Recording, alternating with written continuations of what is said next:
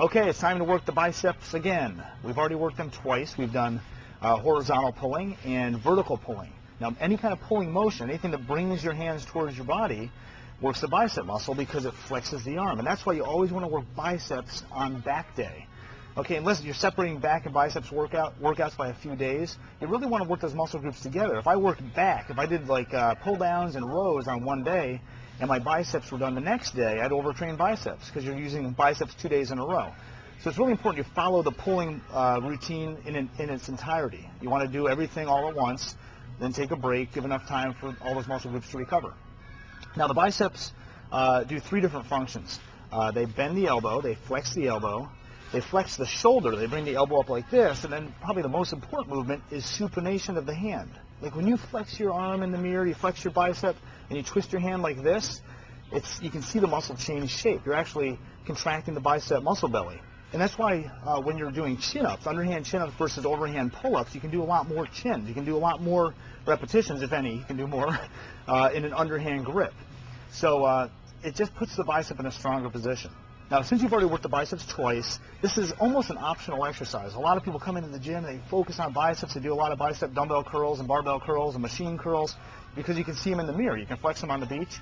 But the thing is, they tend to be overtrained. You've already worked them a couple of times. This is more of a finishing move. You can work them very hard in just 1 or 2 sets, and that's probably all you need for them because they're getting so much indirect work. So I'm going to show you how to do bicep curls. A dumbbell bicep curl is probably the first exercise you should start with. You can also do machine curls. You can do a lot of different variations of dumbbell and barbell curls, like hammer curls and concentration curls. But the main first exercise to start with would probably be a dumbbell curl. And one reason for doing that, when you're doing a dumbbell curl, you're down in this bottom position, there's a little bit of release of tension at the bottom of the range of motion. Now, typically, I don't say that's a very good idea. You want to have tension on the muscle through the full range of motion. But I found that if you start with machine curls, if you're down to the side like this and you have resistance through the full range of motion, especially in the fully extended position, you have a lot of stress and a lot of soreness typically in this little section of the elbow called the antecubital notch, right where the bicep muscle inserts on the lower arm. It's just a lot of tension. So I would suggest building up the biceps a little bit, doing some dumbbell curls, and then maybe progress to a machine curl or something more advanced. Now, because the biceps' main function is to supinate the hand, I like to do something that actually involves that supination process. Now, I could hold onto a dumbbell and just supinate like this.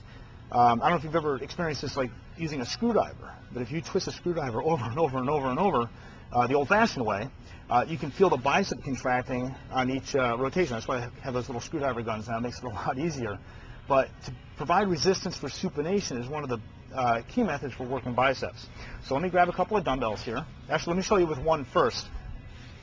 One way of providing resistance for supination is to not have the dumbbell symmetrically placed in the middle of the hand. Like this is like a teeter-totter. It's even on both sides, so there's really no resistance. I'm getting resistance pushing down, and it's working the bicep from elbow flexion. I can feel it this way, but I'm getting nothing as far as supination goes. And to do that, all I have to do is slide my thumb flush to the top of the dumbbell. Now there's more weight from midline of my wrist. There's more weight from here over than there is from here to my thumb. So there's actually more weight on this side. It's pushing down a little harder, which provides a little resistance for supination. So if I just did this, it's probably a better bicep exercise than half the other things out there. Although it's only contracting the bicep asymmetrically as far as the elbow flexion goes. So a more ideal situation would be to bring the weight up like this, flex the elbow and supinate at the same time. Just like so. Okay, so we have elbow flexion, we have supination.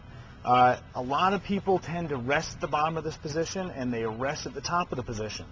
Now to avoid doing this, I'll show you from a side view.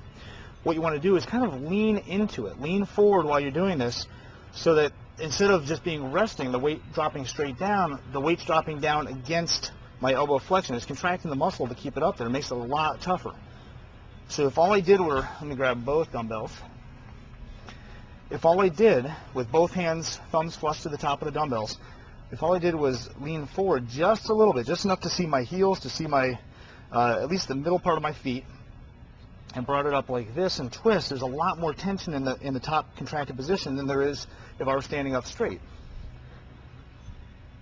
So it's supination on the way up, and then slowly back down. Now, whenever you bend forward at the hips, actually, whenever you do any standing exercise, it's important to have the knees bent. Otherwise, if my legs were straight, my lower back would be taking the arch. And I've had enough lower back problems as is. So knees slightly bent, bending forward at the hips, looking down at the feet. You're going to bring it up, supinate. Maybe bring the elbows up just a little bit, and then slowly back down, bringing your palms together, parallel to each other at the bottom. And at the top position, you can see the bars in a straight line. Both dumbbell handles kind of go into a straight line. You don't want to be like this. You want to fully supinate. You don't want to over supinate. You don't want to go wide or narrow. Just keep everything lined up. You're basically going to look like a machine or a robot when you do this. Breathing out on the way up. Breathing normally on the way back down. Just like that. Now, a lot of people like to do these alternating like this. The problem is when you do this, right now my right arm's resting. Right now my left arm's resting. Once again, right arm's resting. And even like this, if you did them simultaneously, the concentric, the contraction bringing the weight up, and the eccentric, letting the weight back down, are the same time. Now remember, you want to bring it up at a 2 or 3 second count and down at a 4 or 5 second count, but if you do this simultaneously, both directions are going to be the same time interval. So it's really better just to use them both together at the same time, like this. Or if you really want to focus on one arm versus the other, do one arm at a time, put down the weight, do the other arm. Okay, that wraps it up for biceps.